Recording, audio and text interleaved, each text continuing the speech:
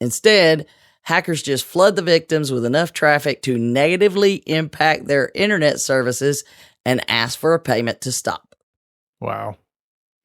I'm not touching you. I'm not touching you. I'm not touching you.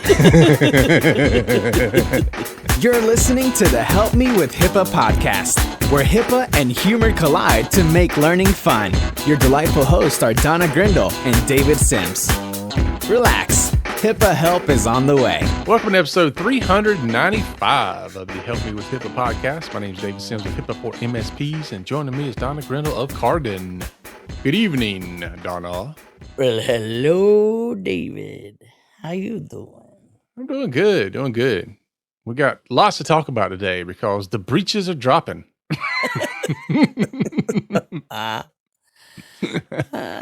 Please don't drop your breeches on me. And we don't mean dropping like in a good way either. Nah. They're dropping like cats and dogs raining out there. They're everywhere. Just crazy. So we'll be talking about how huge the costs are, you know, the cost of doing business, or as Donna says, the cost of not being able to do business. Well, and there's a lot other things out there. You know, the criminals continue to adjust their tactics as we put up things to prevent them. Mm-hmm. Yeah, there's been a lot of stuff hitting the news this week. Like I've been, you know, hammering Donna's instant messenger, like, check this out, check this out, check this out. Just, you know, 0 days and targeting healthcare and just all kind of stuff. I mean, it is not going to be a good year for this kind of stuff. We're midway through February as we're recording this, and it's already turning out to be a bad year. Well, yeah. I mean, every year it seems to get worse, but the only way we're making any progress is being prepared to deal with it. So, but again, that's what we do. And we get prepared to deal with it by doing things like creating a privacy and security program. And what better place to learn how to do that than the Privacy and Security Boot Camp? I agree, David. I agree. And you are running out of time, Mr. and Mrs. Listener. If you want to get in on this, it is March 12, 13, 14, and 15. The doors are still open. They are closing slowly. So you better get up in there. You can go to PriceSecBootCamp.com to learn more. We have a 3.5 day in-person event where we are going to train you hard on how to do this stuff. And you're going to learn some things, I promise you. Matter of fact, I'm going to learn some things. I already know it. Talking to some of the other speakers, I'm like, oh, I can't wait for this session. I hope I'm not talking so I can be in this session. I know. It's fun when we get a whole lot of other perspectives, you know, together and say, here, would you just talk about what you know about this? And they're all like, okay. Mm-hmm. When? Where? How much do you want me to say? So it's going to be some good stuff. I am looking forward to a lot of the group sessions. I think they're going to be great conversations. We have an eclectic gathering of people like we always try to do. It's going to be great fun. Yeah. We have 2 people that are speaking, and I've convinced one of them to change their name temporarily. So we have Jen and we have Josh, but I have convinced Josh to change his name to Juice for that session so we can have Jen and Juice. And that's what we deal with, people. That right there. So when I had a conference call with Josh yesterday, he goes, hey, I'm Juice. I was like, there you go. I love it when you're on board. Yeah, so it's good because we're all getting an opportunity to work together. And so often Cardin works with all these different groups and talks with all these different groups, but they don't talk with each other as much. So it's been fun letting everybody kind of interact. So huge fan. So again, if you want to know more, PriceSecBootCamp.com. It is coming up quickly, mid-March, March 12, 13, 14, and 15. Cha-ching. So you got a little bit of time, but not much. But we also have a ton of CEUs coming out of that. So lots of good stuff you can get, not just education and information and all this stuff, but you also get enough CEUs to choke a horse. Yeah, the CEUs, there's so many CEUs, even at the full price, It's less than $10 a CEU to come for 3.5 days. Shut your mouth. I lie not. All right. If you got any questions about that, call Donna. Her phone number is. Hey now. Hey. Look, go to the website, send us an email. We can hook you up, whatever you need. That's right. All right. If you want to know more about what Donna does during her day job, it's not what you think. No, I'm just kidding. You can go to cardinhq.com to learn more, and you can find me at hippoformsps.com. Also want to say thank you to our donors and those who help the cause, and you donate, and you like us, and you review us, and you share us out.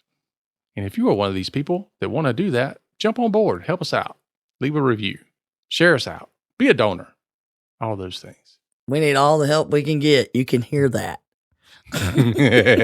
Maybe we get some professional podcasters over here one day. Any help would be good help at this point. Yeah. I remember when I was a kid, I played in the high school band, and I don't know how old I was, like 15 years old, and I went and played at this church. They wanted a quartet to come in and play for like Christmas music, and they paid us like $20.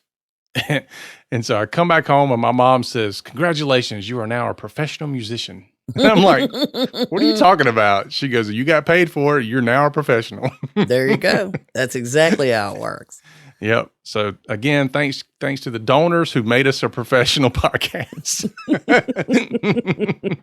If it weren't for your donations, we'd still be amateurs. So all right. Yep. So that brings us to the. Go ahead. Hit it. Hit it. You hit it. You hit it. The HIPAA. Oh, I can't do it. Say what? Say what? That brings us to the HIPAA. Say what? Anyway, so we got a question about accepting patient payments on your website. Yeah. This one came into you. Yep. So this comes up sometimes. And the thing about it is oftentimes this comes up to somebody who's doing website design, not necessarily IT. And my experience has been the web designer is going to say, absolutely, we can set that up for you. You certainly can take payments on your website.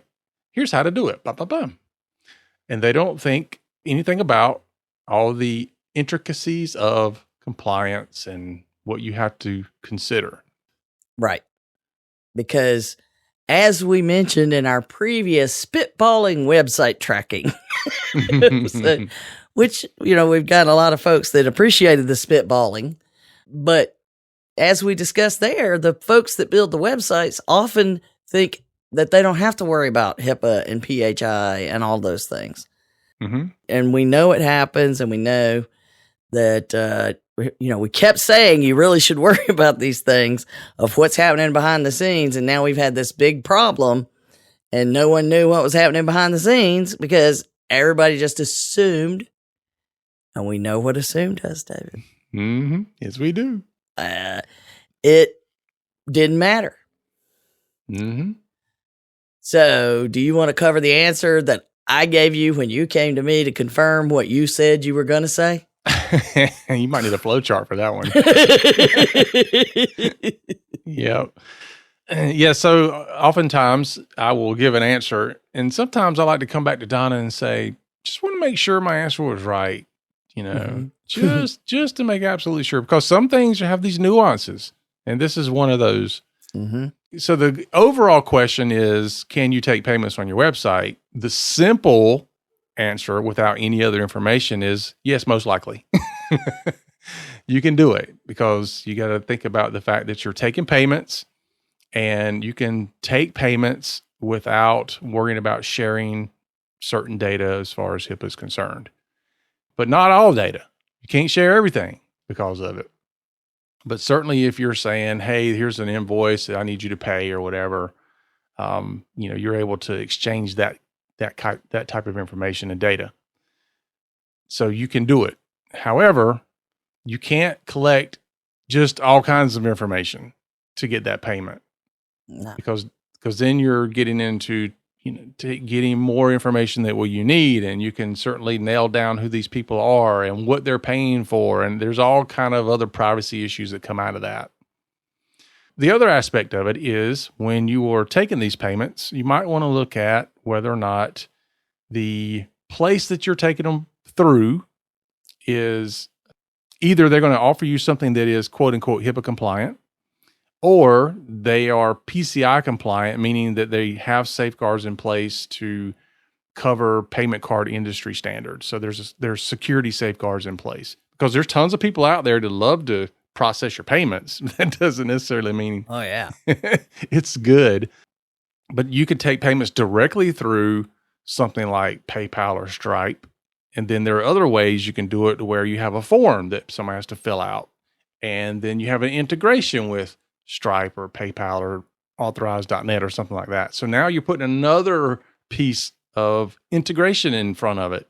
So you've got the information that's coming through the form. All right. So where's that going? And where's that being stored? Is that stored on your own website? Is it stored on the vendor website? Well, now it's, is it PHI that is stored there? Is it with other information you've got stored there? I mean, there's a lot of questions about that. And so you have to figure that out. You got to know where your data comes from and where it goes to the whole time. Mm-hmm.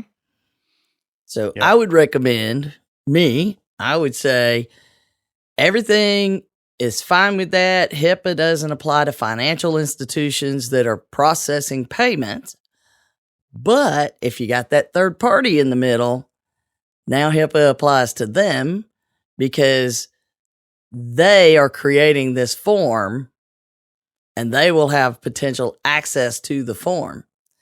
So be very careful on what you require to enter. Ideally, if all you enter is the statement ID or a patient ID and take that payment and you figure out where it goes, then you're in the safest space, because the minute you collect more, now you got to worry about that data leaking somewhere. So that's just one more thing. You have a risk of data leaking in the payment process. You better stay on top of it. That means you got to monitor for it. You got to pay attention to security updates and all those things. Yep. It's a lot to consider. As with everything, you should really consider it. That's why you do these, mini risk assessments. And, okay, we're thinking about doing this. Let's do an assessment on it. What kind of risks are involved? What are we thinking about doing? Where's the data going to be created and transmitted? And where's it going to be stored? All these things should be documented. Yes, you are right, David. That's all we needed to hear. Now we can move on. As always, the answer is maybe, but, or yes, but. So, there you go. There's always that. All right, so let's get into the main topic, which is data breach costs can be huge. Huge. Yeah, there's a lot of things, and we talk about, we review the cost of the data breach study and all of that, but those are surveys and averages and those kind of things. But to look at the overall impact of some of these like real world situations often hits home better, we'll say. Mm-hmm. Yeah. So there's a new 0-day vulnerability, and it's actually being used to attack health systems. And it's a report that came in about this file transfer software called Go Anywhere MFT. And it's now called Fortra that makes it, but it's a new name for a company that's been around since the 80s called Help Systems. And this software is used moving data around. It's file transfer is a huge part of what we do. And I would believe if it's not going through a file transfer kind of tool, it's still being faxed. In healthcare, that's just the way it goes. So the company announced, hey, we've got a serious flaw that under certain conditions could be utilized to allow infiltration of the network, access to the data, blah, blah, blah, blah. We have an emergency patch, but we do not have like an official firmware update or software update rather to fix the problem. So that's why it's still a 0 day. That news comes out from Community Health Systems, one of the largest in the country, and 1 million patients impacted. Ouch. Now that comes out around the same time as a report from Bleeping Computer, who had gotten information from the Clop ransomware gang, CLOP, Clop ransomware gang. They claimed, and we always know, maybe it's true or not.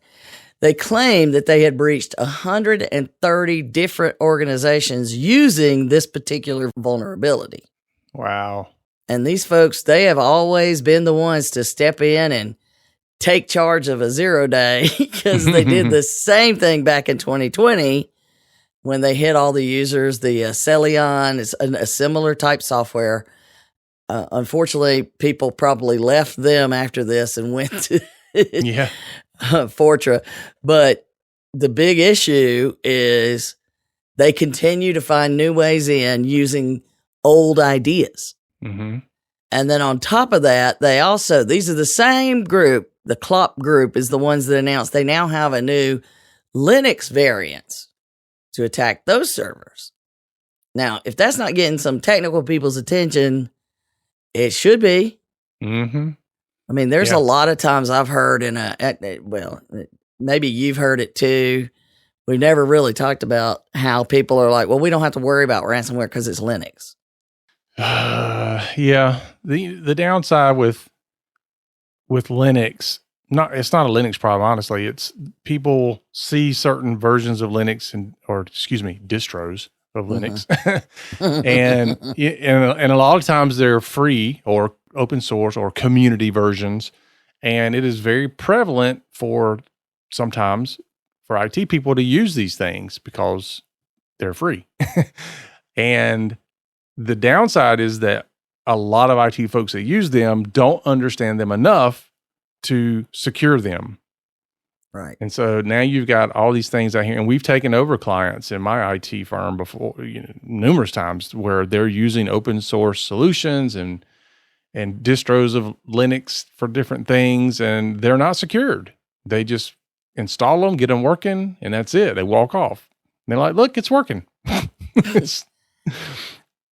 But it's not secured. And in some cases, they're not even updated. They're not anything. It just set it and forget it. And you and I both know that is not a good price sec thing to do. Yeah, there's nothing in the privacy and security world that set it and forget it. Right. It may be sold that way, but it shouldn't be. I can't think of a thing that I would say set it and forget it. Mm-mm. I don't even do that to my alarm. So this Clop gang now going to go after Linux. They're already hitting these interesting vulnerabilities. It's finding really obscure FTP type file transfer vulnerabilities and working their way in using this different software. And we know these gangs are a little bit braggadocious. Mm-hmm. They will embellish, but if they say they hit 130, what if they only hit 60? Still not good. What if it was 50? I mean, where's the number that's acceptable?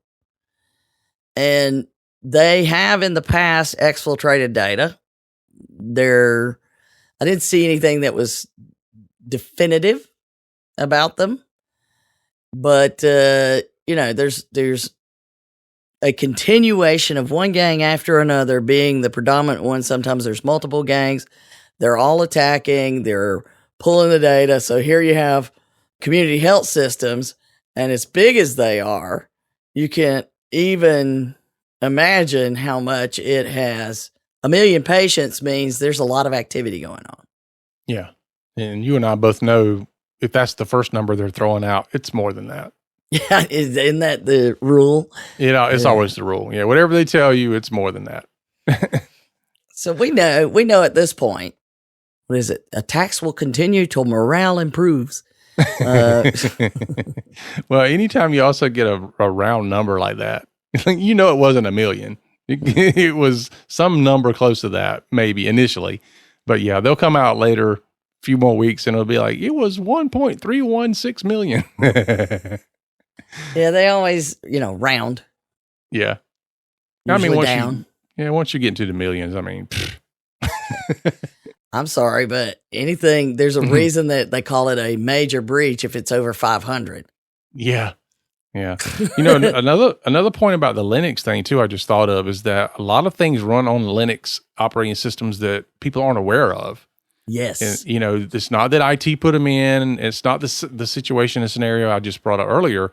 It's that you bought something and it's running on a Linux operating system that you don't know about. And again, it has to be secured, updated, firmware has to be done, all that.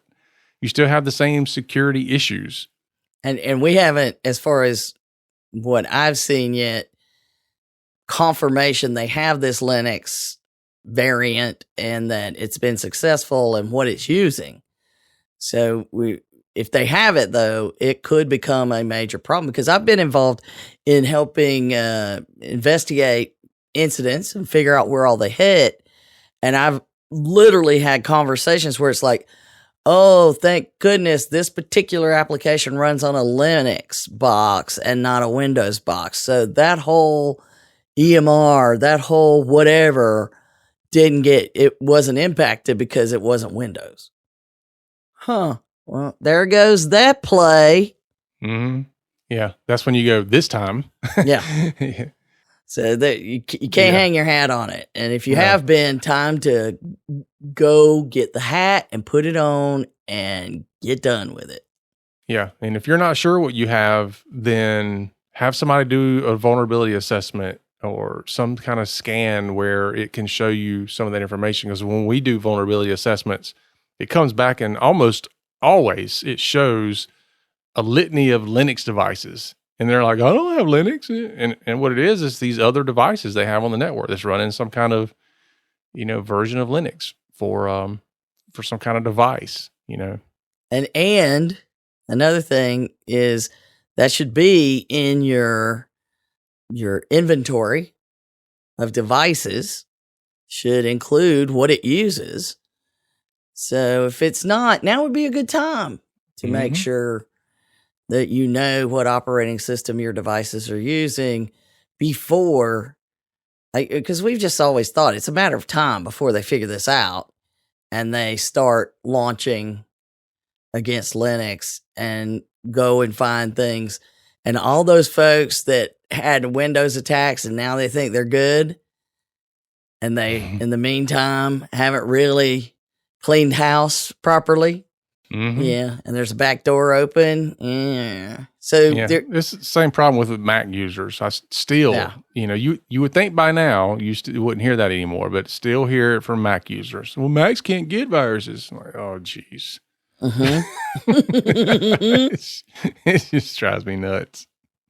We use them, and we use a variety of devices, and every one of them we worry about being attacked. Even, and think about it, how many Linux distros are running on routers and UDMs and those kind of things? Oh, yeah. I mean, NAS devices. I mean, they've got Linux versions for all kind of stuff. I mean, I have a Linux NAS running in my house, and I've had Linux routers before. I don't currently, but I've had those running before, and I've had Linux boxes that are media players that run, and Raspberry Pis running stuff. I mean, it's just all kind of stuff. It's funny because I've got, in my house, I've got maybe half a dozen computers between everybody that's here. And then, 3 people live here now, so there's 3 phones. So you're thinking, okay, well, I've got, 9 or 10 devices. I scan my network. I got like 40 different devices. I forgot about that and that and that. Yeah. It's, every single smart plug that I've purchased that, does a thing. And I got lights that connect to my Wi-Fi. I've got my vacuum cleaner disconnect. My refrigerator connects to Wi-Fi. I mean, just all these devices connecting all over the place. And it's just unbelievable. And so you're in a business and you think, well, I've got 20, 30 computers. That's all I've got to worry about. No.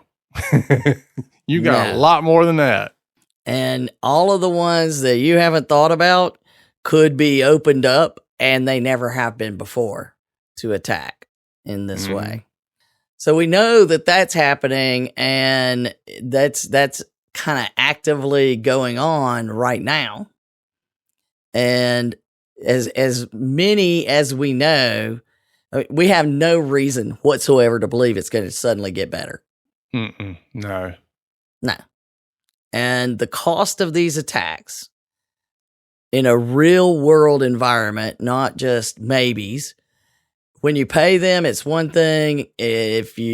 Some people think, oh, well, in fact, I was with a conversation that was some neighbors, and somebody said something about, oh, Atlanta was hit and they should have paid the $50,000 and not what it cost to fix everything. And I'm like, no, you are wrong. Wrong. It is that complication is, it's $50,000, but everything still needed to be fixed. The problems that existed are what caused the attack. And paying $50,000 just means you're going to be attacked more because you're not fixing the problems. Yeah. And I don't know about you, but when I come into one of these situations, especially in a small business environment, if you've had some type of attack that's been successful, then we're nuking and paving, baby. Because it is the easiest route to take, even though that's still very disruptive and very time consuming. It's still the easiest route to take to make sure that we've done our best to try to get rid of everything that might be hanging around that we don't know about. Exactly. And the other thing is, you don't know once you pay that $50,000 that you're actually going to get your data back. Because then they could come hit you and say, okay, that let you decrypt so much, and now you need to pay $100,000 to decrypt the next piece. And then you also need to pay X for us, getting out of your network. I mean, it just keeps going. Yeah. And also to not notify your patients directly and try to attack them will cost you, another amount. Exactly. So these things get quite layered in where the costs are. And that's really what I was hitting on when I kind of wrote up the notes for today, because it seems like it should be cheaper, or it could be cheaper. But like in the Atlanta case, they had a whole bunch of devices that were no longer supported. They were old Windows operating systems. Like a lot of municipalities have today, they use old equipment. And that's why they've been able to hit these government entities, because they say, well, we don't have funding for that. Well, I hope you have funding for replacing them all at the same time, or paying off the criminals. And becoming one of their favorite customers, as they like to say. I had a conversation with a church this week, and I'm actually shocked that people aren't going after churches more, because churches have tons of financial information on everybody in their congregation, and I don't know any that are doing much around security. This particular person that called me said that his computer is 15 years old. And he's like, I think it's time for an upgrade. I said, babe, you passed that like 3 lifetimes ago. You're so far past needing an upgrade. Unbelievable. And, all that financial, I'm like, how does it even function anymore? But, I don't know. All I told him was, you need a new computer. Call me when you get one. We can't do that. Yeah, we are not working on a 15-year-old computer.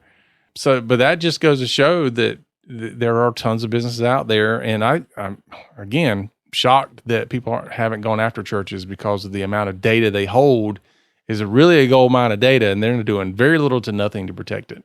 Well, and it just depends on people's understanding of that, I guess. Yeah, it'll catch on. Yeah, well, now that you've told them all to go do it, David, and you always talk about the hackers listening to what you tell them. Give me a cut. Okay, moving on. I can pay for the podcast. So one of the examples of these huge costs just came out, a group, Common Spirit Health, which is massive as well, but they were hit with a ransomware attack that brought down operations in a lot of states. And according to them, they're operating 140 hospitals and over 1,000 care sites, meaning clinics, specialty offices in 21 different states. So not a tiny group, granted, but don't close your ears and say that doesn't apply to me. I'm a small company, because guess what? What the things cost them is just done proportionally to you. So what they they released the information, 623,774 patients, an exact number. And, the systems were down, some of them days, some of them weeks. It's been a nightmare of them getting it all settled back down. They're probably still dealing with it, how big it was. But what was interesting is a couple of other articles came out recently about this, because I've been watching it. Class action lawsuits have started in January. The attack was in October. They're getting investigated by OCR. That's already going on. Now they got the class action and the expenses of managing all the stuff that's going, and there'll probably be another class action with that many states and that many patients involved.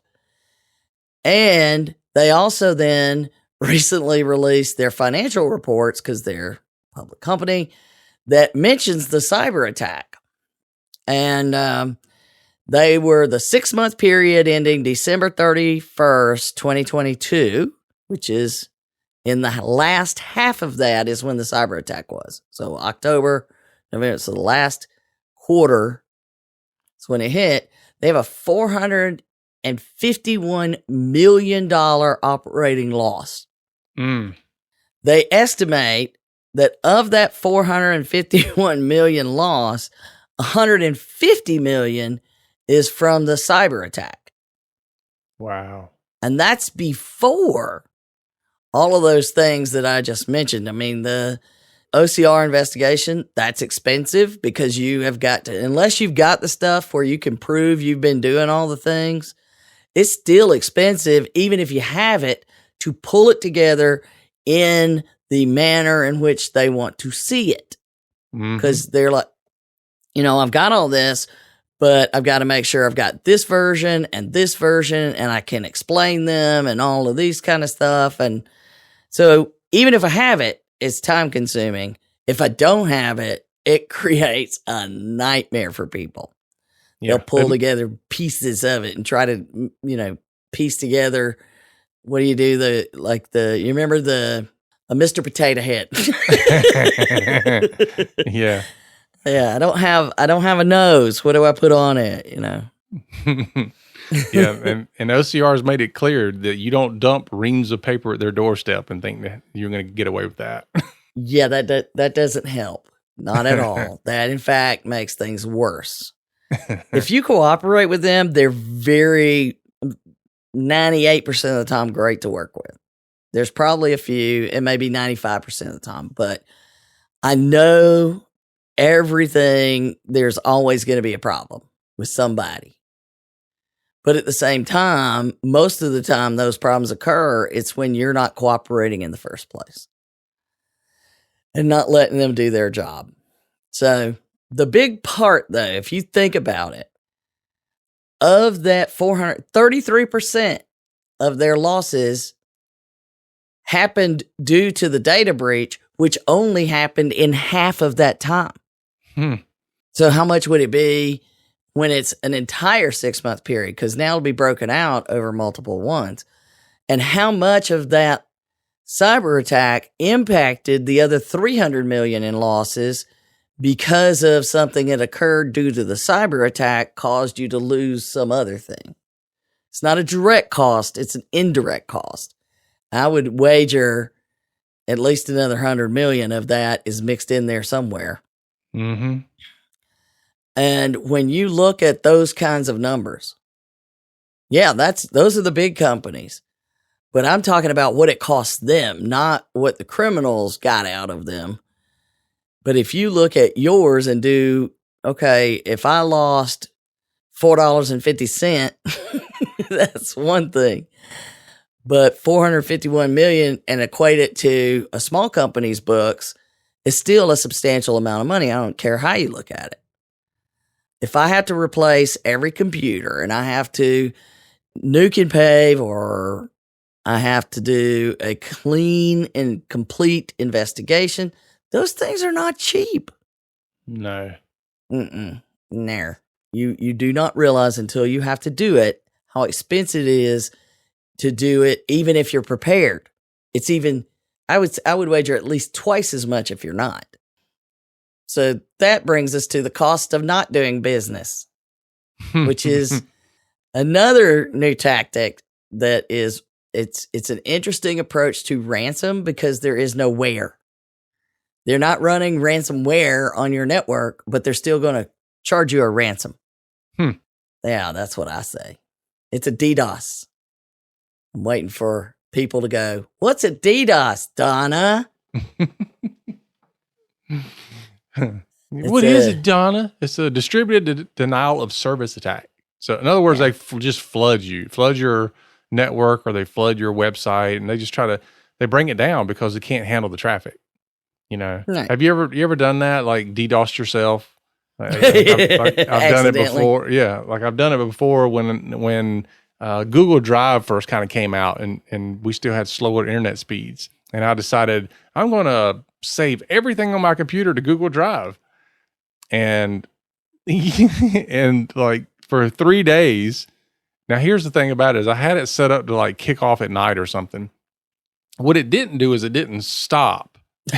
So I forgot about it because I was thinking, it'll upload, no big deal. But for 3 days, my internet's like terribly slow, and I'm calling the ISP, and I'm like, "You need to get out here, man! Like my internet's dragging. I can't do anything, and it's not functioning. I'm checking all this stuff, and come to find out, it was the one computer that had all the data on it that was still trying to upload all that was choking down the whole entire network." And then, luckily I found it before the ISP guy got out here, and I was like, "Oops, I forgot about this." Never mind. Yeah, I found it. It's my fault. I don't remember where this is from, but there was like these, where you would write in and tell a story. It was long ago when you actually sat and read magazines and stuff and Reader's Digest and all of those. But there was a section called "Boy, Was My Face Red." And suddenly, boy, was your face red. If they had been there, you narrowly avoided a major nerd embarrassment. Is not pretty. Yeah, no, because it was completely my fault. And the bad thing about it was just like I created it, and I should have known that's what was happening because I'd run into that before, but it just never dawned on me that, I'd set that up several days ago. And that's probably why I think I assumed that, there we go, assumed. I think I assumed that it would be finished by now. And so it just didn't dawn on me that that's what was causing the problem. But yeah. It happened. You did it to yourself. It happens. But yeah, there's IT people that swear they never make a mistake. And then there's people like me who laugh at it when we do. Yes. Well, and that's, there are times where we've been hit with a constant barrage of trying to break into our little network at home, and I've had to turn the router off just to make them go away, and they'll move on to somebody else. But these things, if they hit your business goes down if you have no internet access. Mm-hmm. And so many people now have VoIP phone systems. Yeah, I know. So now I can't call you and you can't call me except with wireless phones. Mm-hmm. Unless you've got them rolling over to your cell phone or something like that, which again, most people don't have. Smaller businesses might, but large organizations don't. And you might have it go to an answer service, but you need to understand that you could be shut down without access to the internet. You could do internal things as long as you completely disconnect from the internet, because like David's situation, it's going to drag everything down responding to that. I know. I mean, can you imagine no cat videos? Yeah. What are you going to do with your time? I know. I can't talk to ChatGPT. So that was a whole nother thing about what happened with Google and then people not understanding. And boy, I had so many thoughts on that topic. We'll talk about that another time. But that came out. So we get a notification from HC3 at HHS, the Cybersecurity Coordination Center, and they send out in January an alert about this pro-Russian hacktivist group called KillNet, and they are attacking directly. They are targeting the U.S. healthcare industry to point these attacks and shut them down, trying to gain attention. And the new thing is they're also saying, well, okay, now that we've shut you down and you can't operate, pay us money and we'll turn it off. So now all I've done is run a bunch of people at your front door, and your front door can't take everybody. And I'm not going to tell them to leave until you pay me. Yep. So that is what we get. HC3 published a guide to DDoS attacks along with this alert about the targeting attacks. But the same day they released the guide, Cloudflare, which is a huge internet traffic management company, let's just call it that for most people. A lot of internet traffic runs through that company. Cloudflare said on the same day, late on the 13th, Yeah, that was interesting. That it stopped the largest DDoS attack on record. Yeah. Ow. And you think about, we talk about confidentiality a lot of times, but availability matters, and you're supposed to have a plan for lack of availability and getting it back up. Well, in this article from Cloudflare, what was the number, David? That was how many a second? Oh gosh. That was a crazy number. 71 million requests per second. Yeah. So think about that. 71 million people knocking at your door at the same time. Yeah. And all demanding in. Until you address every one of them, you can't get out. Yeah. Every second. That's Yeah. crazy. Yes. And in the article, Cloudflare said, random DDoS attacks don't require tricking the victim into opening an email or clicking a link, nor do they require a network intrusion or a foothold to be carried out. Instead, hackers just flood the victims with enough traffic to negatively impact their internet services and ask for a payment to stop. Wow. I'm not touching you. I'm not touching you. I'm not touching you. Yeah. So, it's also the article also said that it was over the weekend that they mitigated more than a dozen attacks like this with an average of 50 to 71 million requests per second. So it wasn't just one. It was tons of them going nuts. Yeah. So there's your crystal ball into things to come. So there you have the thing where you're not going to be able to operate because a lot of people also utilize their internet device is now the center of a lot of their network management. It's all built together, and the minute that goes down, a lot of other tools go down, and we all do remote work, and we all do, so I can't get to a cloud service. I can't get to anything but a on-premise server, and unless I have it all shut down well, that will not operate well either. Yeah, and you just brought it up, which I was about to talk about, for those people who are like, well, I'm in the cloud. I don't have anything to worry about. Yeah, you do. So This is definitely one of those things where they could easily do this to your vendor, and now you can't get to the information and the data and everything else, and you're shut down. It's just like they attacked you, but they didn't. Yep, exactly. So what we're saying is, you got a lot to worry about. you need to grab the copy. Of course, we have a link for the DDoS guide on being prepared. But just like anything else, assuming we haven't ever been hit with ransomware, so we're not going to have a problem, really is a bad place to be.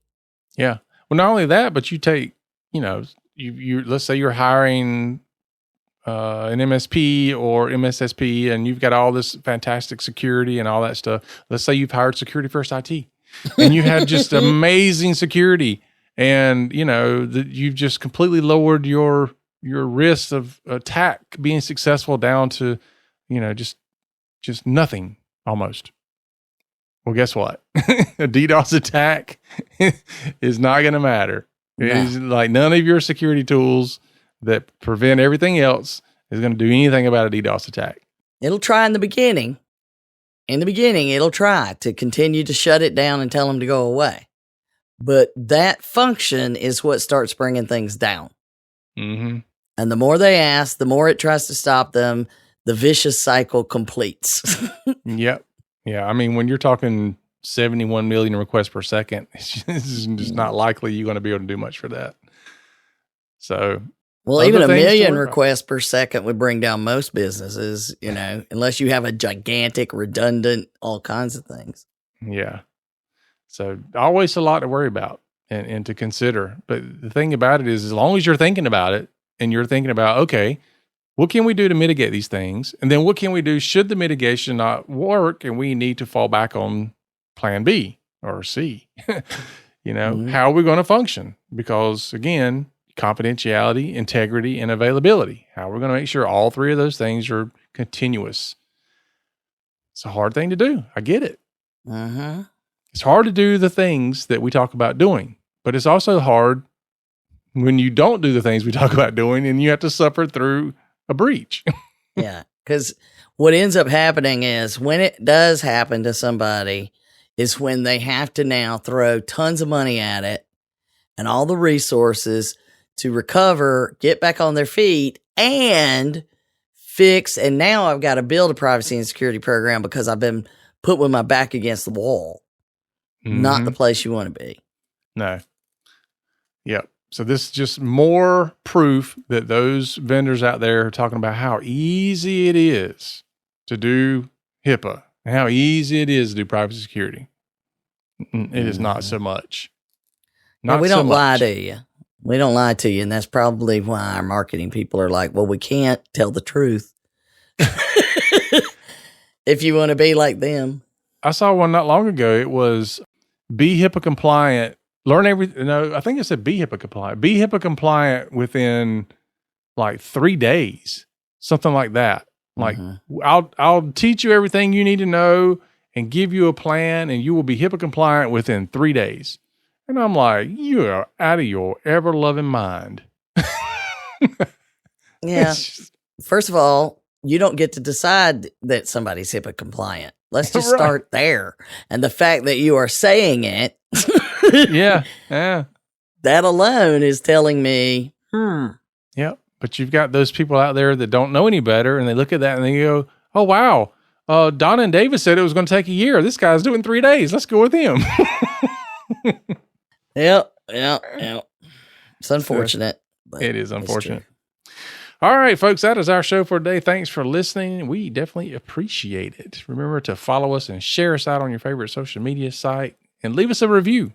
We keep asking, and we're going to keep on asking. We're going to DDoS you until you review us. Remember, for Don and myself, HIPAA is not about compliance. It is about patient care. You've been listening to the Help Me with HIPAA podcast, hosted by Donna Grindle and David Sims. The show created to help you with HIPAA. For more information or to ask us a question, visit our website at helpmewithhipaa.com. Neither Donna Grindle or David Sims are attorneys, and they do not offer binding legal advice concerning regulatory compliance. The information in this podcast should not be relied upon or construed as legal advice in any way. Consult your attorney for legal advice concerning compliance with HIPAA regulations.